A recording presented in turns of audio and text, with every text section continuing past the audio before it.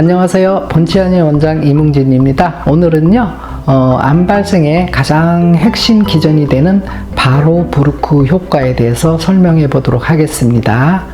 네, 오늘 암 발생의 핵심 기전인 바로브루크 효과에 대해서 설명드리도록 하겠습니다. 자, PPT 보시고요. 일단 바로브루크 효과가 뭐냐면 독일의 의사이면서 생리학자였던 1920년대쯤 분인데 오토 바로브루크라는 분이 계셨는데요. 이분이 이제 노벨상도 수상하셨던 분인데 그 바로브루크 효과가 뭐냐면 간단히 일단 좀 예비 지식을 좀 갖고 가면 뭐냐면 우리가 이제 세포가 활동하려면 에너지가 필요하잖아요. 근데 그 세포가 활동하는데 필요한 에너지는 바로 ATP라는 그런 에너지가 필요하는데 우리 세포에서 그 ATP 에너지를 하고 에너지를 생산하기 위해서는 크게 두 가지 시스템이 있어요. 그래서 그거를 먼저 살펴보면 일단 처음에는 세포질에서 해당 대사라는 게 있고요. 그 다음에 이제 미토콘드리아에서 유산소 대사라는 게 하나 있거든요. 그래서 일반적으로 이제 글루코스 포도당인데 포도당 한 분자를 가지고 이제 피루부산으로 바꾸어서 해당 과정에서는 이 피루부산이 이렇게 그 분해가 되면서 포도당이 피루부산으로 바뀌면서 이 두 개의 ATP 에너지를 생산하는 요런 과정이 있거든요. 요거를 갖다 세포질의 해당 대사 과정이라 그래요.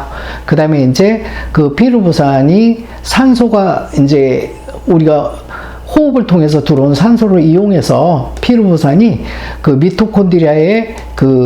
미토콘드리아 속으로 들어가서 아세틸코에이로 바뀌면서 TCA 회로하고 그 다음에 전자전달기라는 과정을 거치면서 이 전자전달기 과정을 특히 산화적 인산화 과정이라고 그러거든요. 이 과정을 거쳐서 이 피루부산이 더 분해돼서 H2O 물과 이산화탄소로 바뀌면서 36개의 ATP를 생산을 하거든요. 그래서 요거를 바로 미토콘드리아 유산소 ATP 생산 그 대사라 그럽니다. 요 세포는 어쨌든 그래서 요 해당 대사에서 두 개의 그 미토콘드리아의 그 에너지 생산 공장에서 36개, 최대 36개의 ATP를 만들면서 포도당 한 분자를 가지고 두 가지 더하면 38개의 어떤 그 ATP 에너지를 생산을 해서 자기 세포 활동에 필요한 그 활동 에너지원으로 삼는데 바로브루크 효과라는 게 뭐냐면 여기 보면 이제 정상 세포의 경우는 글루코스를 가지고 피루부산으로 바뀌면서 그 산소가 있을 때 이쪽은 가는 화살표가 되어 있고 이쪽은 두껍게 화살표가 되어 있죠. 그 얘기는 뭐냐면 이쪽 과정이 되게 오히려 더 이제 중화하고 많이 활성화된다는 뜻이거든요. 그래서 이제 피루부산이 아세틸코이로 바뀌어서 이렇게 이제 미토콘드리아의 TCA 회로와 산화적 인산화 과정 이쪽으로 보통 세포들은 이렇게 대사가 이루어지는데 예를 들어서 암세포의 경우는 글루코스 포도당이 피루부산으로 바뀌고 일로 가는 것보다는 이 젖산으로 빠지는 젖산 대사가 더 우세해지는 효과를 말하는 거거든요. 이렇게 되면 피루부산이 포도당에서 피루부산으로 됐다가 그 젖산으로 쌓이게 되면서 젖산 농도가 자꾸 높아지는 어떤 그런 상황들이 오거든요. 그리고 특히 이렇게 TCA 회로라든가 그 다음에 산화적 인산화 과정은 조금 약간 좀 억제가 되는 어떤 그런 상황이 오는데 좀 더 이런 구체적인 이유는 다음 그림 계속 연결되니까 다음으로 넘어가겠습니다. 그래서 이제 일단 바로브루크 효과라는 게 뭐냐? 그래서 이제 그 설명을 드리면 일단 아까 얘기했죠. 1920년도 독일의 의사이자 생리학자인 오토 하일리히 바로브루크라는 사람. 이게 이제 이렇게 바로브루크인데 미국식 발음으로는 와버그라 그래요. 그 박사 연구진은 종양세포, 즉 암세포가 포도당에 되게 의존적인 어떤 그 포도당 대사에 되게 의존적인 어떤 그 에너지 생산 어떤 그 타입을 어떤 생산 과정으로 세포의 어떤 생존을 의존한다는 걸 발견하게 됐거든요. 그래서 이제 그러다 보니까 되게 산소가 존재하는 호기성 조건 하에서도 암세포는 미토콘드리아를 통한 산화적 인산화 어떤 대사보다 대사를 통한 ATP를 생산하기보다는 과활성화된 해당 대사, 아까 세포질의 그 해당 대사 있죠? 이 과정을 통해서 ATP를 주로 더 합성합니다. 그거를 바로 바로브루크 효과라 그러는데, 그러면은 이제 해당 과정에서 한 번은 아까도 얘기했지만 피루부산이 생산이 되고, 그게 이제 결국, 피루부산이 이제 발효가 돼서 젖산이 축적되는 과정이거든요. 그러면은 젖산이 축적돼서, 그 세포의 안쪽에 젖산이 축적되면 산소화 되거든요. 그러면 세포 내에서 산소화되면 그 세포 내에 해당 대사라든가 에너지 생산의 여러 가지 생화학적 효소들이 잘 발현이 안 되고 작동이 잘 안 되기 때문에 젖산을 갖다가 세포막에 있는 젖산 그 운반체에 의해서 퍼내거든요.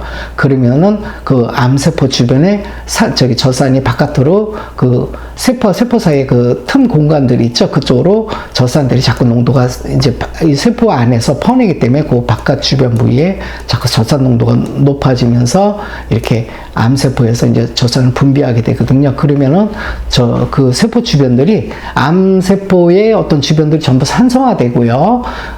그렇게 변하는데 바로 이제 이러한 현상을 호기성 해당 또는 와버그 효과. 여기 이제 바로브루크 효과인데 이걸 미국식 발음하면 와버그 효과라 그래요. 그렇게 이제 명명을 한다. 이렇게 네이버 지식에서 일단 제가 그 기본 설명 드렸고요. 그래서 보통 이제 암세포가 보통 세포들은 포도당을 피루부산으로 바꿔서 ATP 2개 만들고 또 이 피루부산이 미토콘드리아 들어가서 더 연소화되고 산화적 인산화 과정을 거쳐서 무려 36개 정도의 ATP를 더 만드는 과정 이쪽을 가는데 암세포는 이쪽 과정, 이 미토콘드리아 과정이 억제가 되고 이쪽 해당 과정에서 젖산이 막 쌓이는 그쪽 대사가 강조가 된다는 거죠. 그게 바로 바로브루크 효과라는 뜻이고요. 근데 중요한 건 암세포들은 기본 어떤 그 에너지 대사 특징이 바로 이런 특징을 갖는데, 이 후대 학자들은요, 요때 암에 발생되는 이유를 갖다가 이분은 어떤 대사적인 측면에서 이제 어떤 암 발생의 원리를 이제 대사 특징을 발견한 건데, 그때는 이 학설이 주목을 받지 못했어요. 왜냐하면 요때 그 후대 유전 학자들이 생물학자든가 분자생물학 학자들이 뭘 주로 어디에 관심이 많았냐면 모든 암은 유전자 돌연변이로 인해서 발생되는 거다. 이런 어떤 그때의 관점들이 어떤 개념들이 많이 유행하던 때이기 때문에 이분에 대한 어떤 연구 결과는 한동안 주목을 받지 못했었어요. 근데 이제 나중에 이제 후대 학자들이 유전자를 연구를 막 해보고 했더니 이 암이라는 게 유전자 돌연변이에 의한 것도 있지만 그거는 오히려 더 얼마 안 되고 후성 유전학이라는 어떤 그 유전자의 깊이 이제 유전자 연구를 많이 하다 보니까 후성 유전학이 더 중요하다는 것들을 이제 또 이쪽 후대 생리학자든가 생물학자든가 분자생물학자들이 그걸 알게 됐어요. 그렇게 되다 보니까 결국은 뭐냐면 어떤 선천적인 돌연변이에 의한 암 발생보다는 오히려 저번에 후성 유전학 제가 얘기 드렸죠. 그런 어떤 환경에 의해서 영향에 의해서 유전자가 어떤 발현에 이상이 생기면서 암이 더 많이 발생되더라.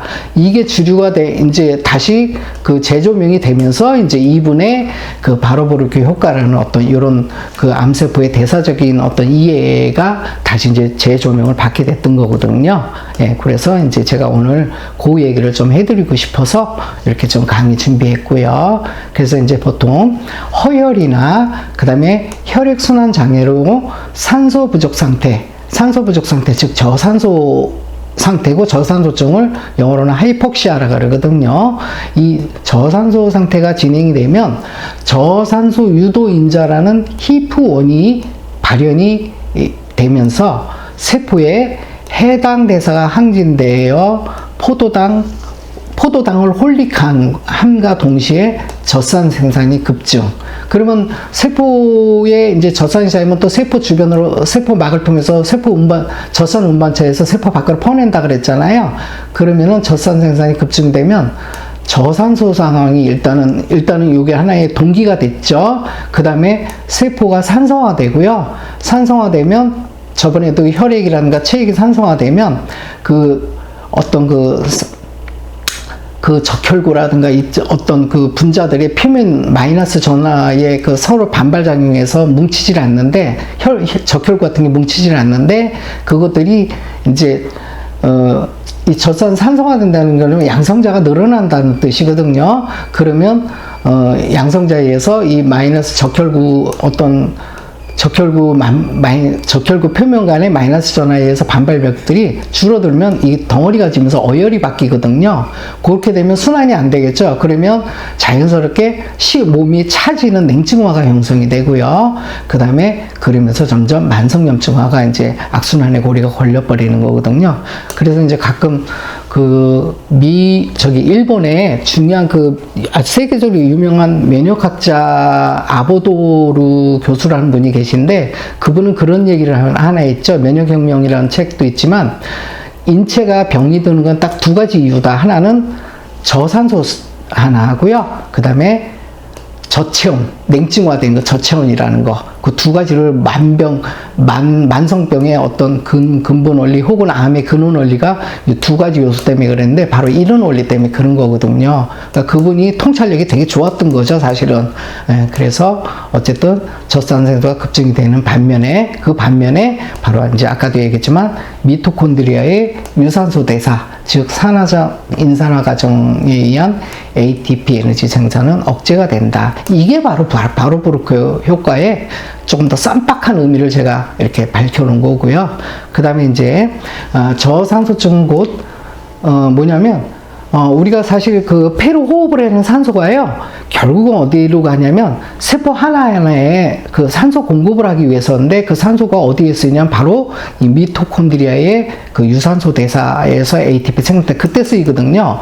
근데 이제 저산소가 산소가 부족하다는 얘기는 뭐냐면 곧 세포의 호흡이 질식이 된다는 뜻이고 호흡률이 저하된다는 뜻이거든요. 그래서 세포 호흡률 저하로 이루어지는데, 여기서 두 가지 반응을 생각을 할 수가 있어요. 하나는 세포 호흡률 저하가 정상보다 65% 이하로 장기화될 때, 여기서 장기화되는 거는 보통 한 7, 8년 이상 그런 세월을 얘기합니다. 그래서 7, 8년 이상 한 10년 정도. 그래서 세포 호흡률 저하가 정상보다 이제 65% 이하로 장기화될 때는 보통 한 7, 8년 이상인데, 그때는 이제 정상 체세포가 오히려 역분화가 돼갖고, 왜냐면 저산소가 되면 염증 모드로 빠지면서 세포가 염증 상황이 되거든요. 근데 그게 이렇게 오래 자꾸 반복이 되면 오히려 세포가 역분화돼서 암화나 혹은 암줄기 세포화로 돼버리거든요. 그리고 또 한 가지 반응은 뭐냐면 바로 그 세포 호흡률의 어떤 저하가, 그러니까 세포 질식률이라고 보시면 될 거예요. 세포 호흡률은 세포가 숨을 못 쉬는 어떤 비율이 정상보다 그냥 65% 미만 정도로, 요거는 아까 65% 이상이네요. 이상 더 이제 많이 호흡을 못할 때, 요거는 그냥 65% 미만 정도의 수준에서 장기화되게 되었을 때는 바로 세포의 만성염증으로 인해서 세포 조직의 섬유화나 석회화가 진행돼서 증식이 점점 진행되면 오히려 순환들이 더 안 되면서 산소 공급이 더 안 되고 되면서 악순환의 고리가 걸리면서 석회화 증식, 변형 증식된다는 얘기 했죠. 그 기전적으로. 그러니까 이제 65%를 기준해서 65%보다도 더 호흡이 안 될 때는 암세포로 돼서 역분화, 줄기세포로, 암세포나 줄기세포로 바뀌어버리고요. 그거보다는 아니지만 한 65% 미만 어떤 수준에서 호흡이 잘 안 된지 장기화될 때는 만성염증이 은은히 깔려가면서 섬유화나 석회화 쪽으로 이렇게 변형이 간다는 얘기, 참 꼭 이해하시고요. 그 다음에 요 얘기는 제가 석회화 변형에 대해서는 척추 교정의 난제 석회화 변형 동영상 이미 올려드린 거 있으니까 꼭 참고해 보시기 바랍니다.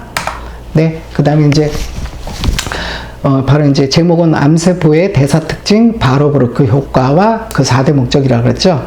그러면 이 암세포가 왜 그 바로브루크 효과를 나타내느냐? 걔네들도 뭐냐면 이 암세포가 되게 똑똑하거든요. 일반 세포보다도 더 이제 파워풀하고 되게 영리해요. 사실 암세포들이.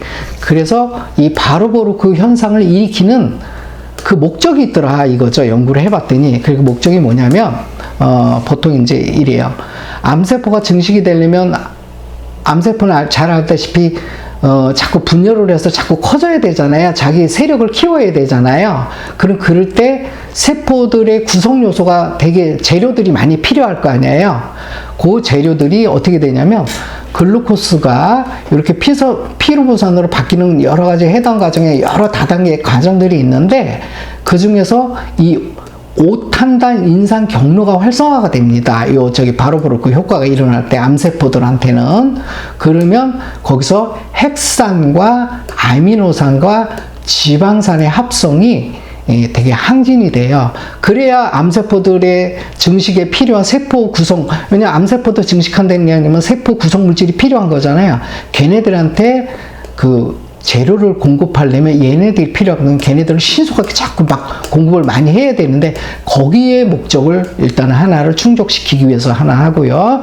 그 다음에 또 미토콘드리아 기능을 억제하는 거는 왜 그러냐면 보통 미토콘드리아가 에너지 대사를 ATP를 생산하려면 활성산소가 거기서 한 5% 정도가 활성산소가 이게 필수적으로 발생이 되거든요.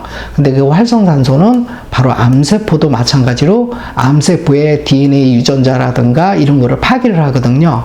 그러니까 암세포들은 똑똑하니까 그것도 싫은 거예요. 그래서 이 미토콘드리아 기능을 억제해서 활성산소가 발생하지 못하는 어떤 그런 선택을 하는 거예요. 그래서 바로 이제 활성산소가 생기면 세포들은 DNA 유전자가 파괴가 되고 이러면 염증도 생기면서 이제 아포토시스가 뭐라는 얘기냐면 세포 자살이라는 뜻이거든요. 그래서 우리가 정상세포도 예를 들어서 활성산소에 이제 피폭이 되면 죽어가잖아요. 그걸 아포토시스라고 하는데 암세포도 그게 당하면 안 되니까 오히려 미토콘드리아 기능을 갖다 억지를 해서 활성산소의 공격을 회피하는 거예요. 그래서 아포토시스의 저항성을 갖게 되는 거죠. 그래서 이 두 가지 하고요. 그 다음에 또 한 가지는 암세포는 세포 증식력이 대단하잖아요. 그러면 세포의 어떤 혈관 공급 방식을 보면 모세혈관에서 보통 한 150 나노메타 내지 한 200 나노메타까지는 이 모세혈관 하나의 기준에서 확산으로 산소가 퍼지면서 이렇게 공급이 되는데요. 얘네들이 푹푹푹 증가가 되면 산소가 부족해질 위험성이 훨씬 더 높잖아요. 왜냐면 또 혈관 확장돼서 또 거기서 150 확장되고 막 이런 거보다는 오히려 세포 증식 속도가 되게 많아지거든요. 그러다 보니까 뭐냐면 저산소 상태에서도 증식이 가능한 어떤 능력이 갖춰져야 돼요. 그렇기 때문에 바로 산소가 없는 해당 대사 쪽을 갖다가 항진을 시켜서 바로 이거에 대한 해법을 또 얘가 하나 또 목적을 달성하는 거고요. 그 다음에 또 하나는 알다시피 해당 과정에 증식이 되면 젖산이 쌓이면서 수소이온이 증가가 되면서 암 조직에 산성화가 된다 그랬잖아요.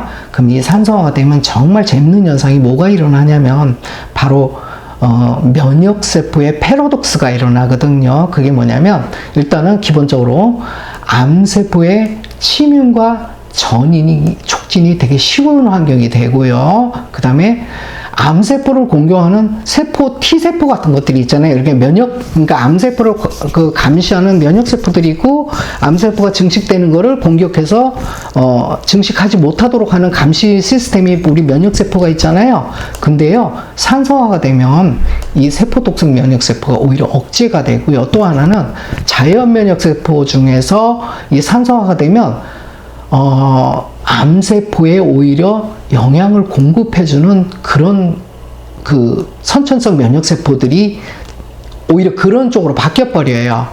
그러면 오히려 더 암세포, 이 면역세포들이 원래 암을 감시를 해서 암을 축소시키고 확산되지 못하게 없애는 쪽으로 가야 되는데 오히려 암한테 도움을 주는 어떤 그런 성질로 바뀌어버려요.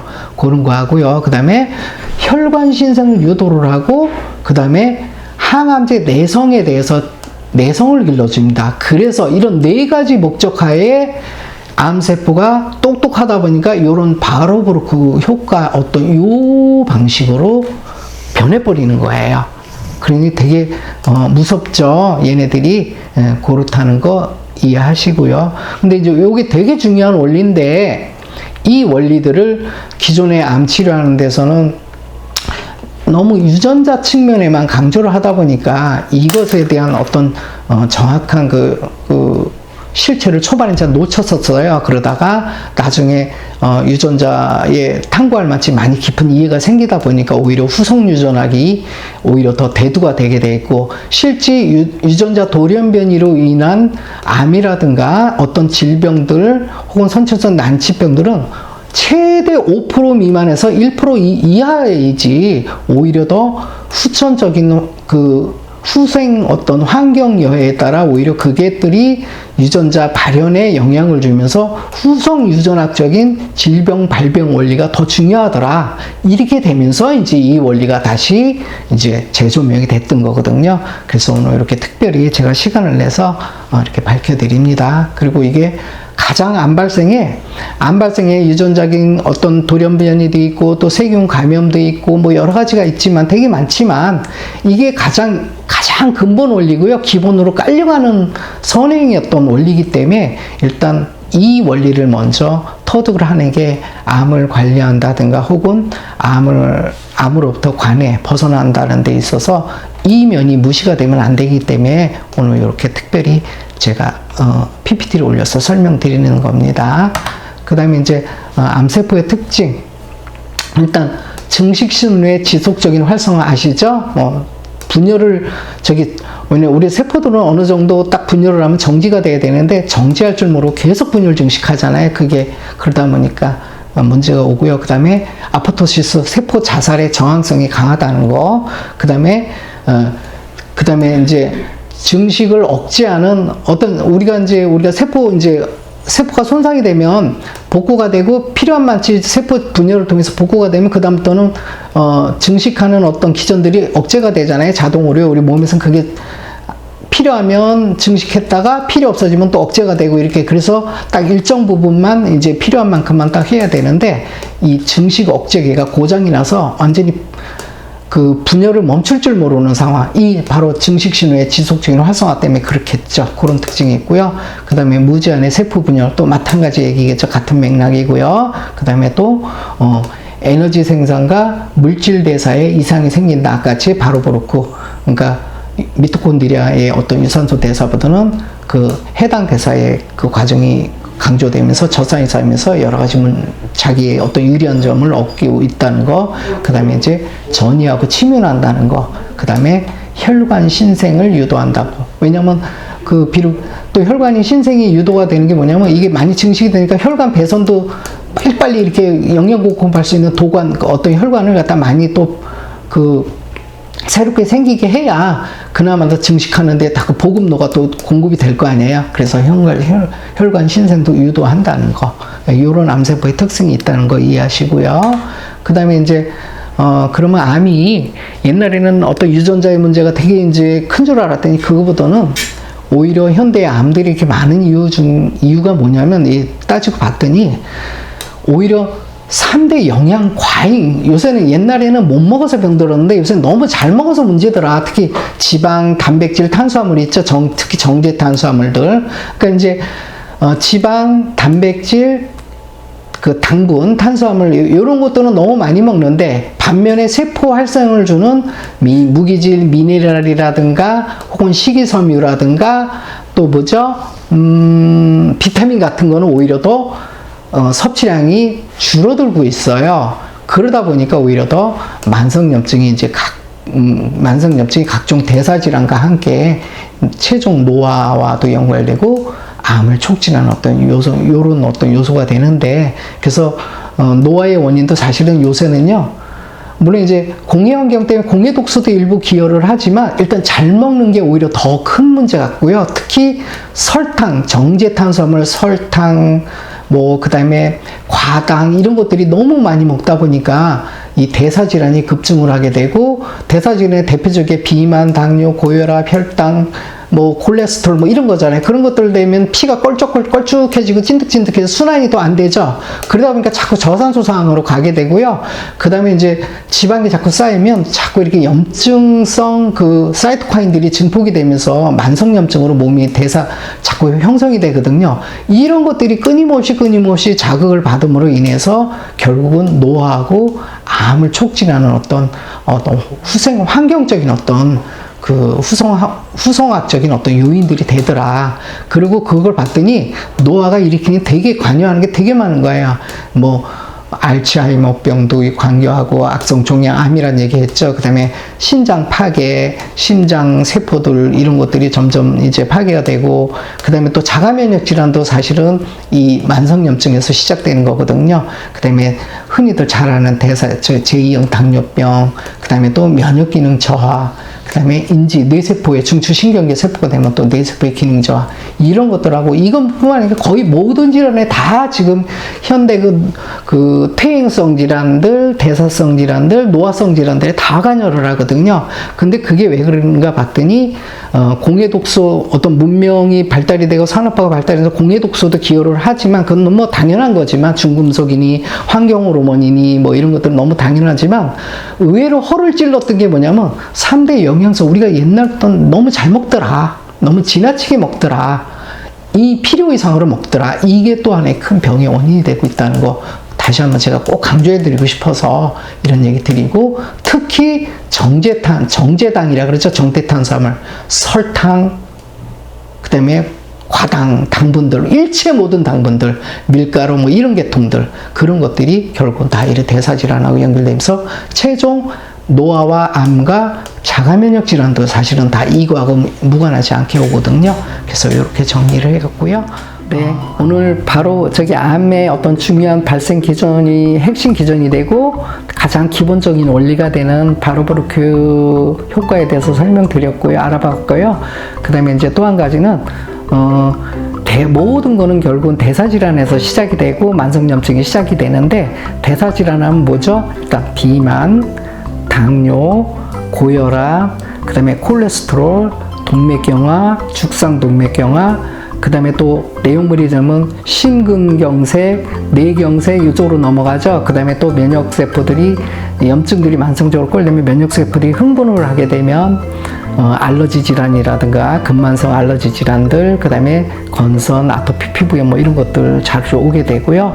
그 다음에 더 한 단계 더 지나가면 세포는 염증 상황이 항상 이렇게 많아지니까 면역세포들이 흥분을 하면서 항상 까딱하면 자기 세포를 공격을 하게 돼요. 그때 자가면역 질환들이 발생이 되는 거거든요. 그런 과정들 하나, 또 하나는 뭐냐면 염증류 세포 파괴가 자꾸 늘어가게 되면, 복구율보다 파괴율이 많아지면 세포 기관들이 자꾸 줄어드는, 세포 기관들을 구성하는 세포들이 줄어들잖아요. 그게 바로 퇴행성 질환이에요. 예를 들어서 연골을 구성하는 세포가 복구보다는 파괴가 많아지면 연골이 자꾸 따라하면서 연골 퇴행성 관절 질환이 되는 거, 이런 식이죠. 그렇게 해서 그 퇴행성 질환들이 오고, 그 다음에는 최종적으로 암이 맨 끝에 단계에서는 암까지 오게 되는 거거든요. 근데 그것들이 전부 대사질환의 만성염증의 시작 원리에서부터 이렇게 시작되는 거니까 그 원리 꼭 이해하시고요. 좋은 먹거리, 적당한 그 먹는 양 중요하고요. 그런 것들 주의해서, 그거에 대한 것들은 이제 동영상 여러 가지 많이 나오니까 참고해 가시면서 만성염증 모드로 빠지지 않는 어떤 그런 생활 수칙들 잘 지켜가시기 바랍니다. 예, 그리고 아울러 저는 항상 교정하는 의사이기 때문에 바른 자세의 소중함, 그래야 혈관들이 순환이 잘 돼서 혈액순환이 잘 돼야 산소 공급이 잘 되고, 그래야 저산소증 모드로 안 빠지고, 그래야 결국은 최종적으로 암의 과정으로 안 넘어가게 되는 거니까, 다시 한번 바른 자세 생활의 중요성을 강조해드려서 오늘 강의 마치도록 하겠습니다. 고맙습니다.